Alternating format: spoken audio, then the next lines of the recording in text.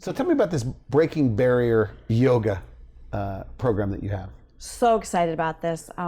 It's a nonprofit that I've created, and we're going to have a brick and mortar location in downtown Binghamton, and we're going to offer free or donation-based yoga to whoever needs it. People at risk, Nice. people in recovery, and so it's going to be nonprofit, and we need that in our community. We need to support people in our community, and what better way to do it than with yoga? So with yoga, okay, so for the underserved community, right? So they're on a tight budget. You're offering free yoga. What is it going to do for them? What do you want them to know about this if they're watching this video?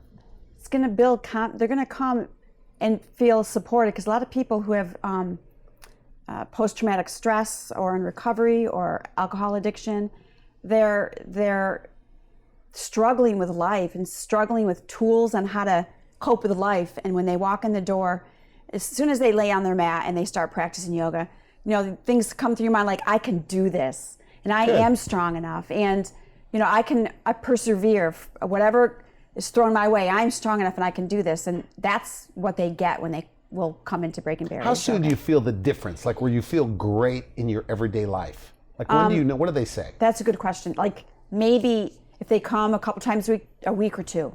If they keep practicing a week or two, keep breathing, start meditation. But something that has to be learned and cultivated. I told you, and I've only been doing an advanced course, and I thought it was hard.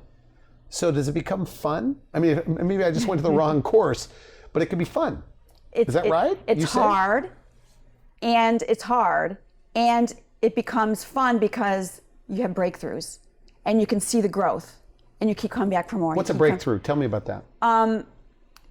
You've never done headstand before, and you try and you fall. Next time you come to class, you try and you fall. Next time you come to class, you do a headstand.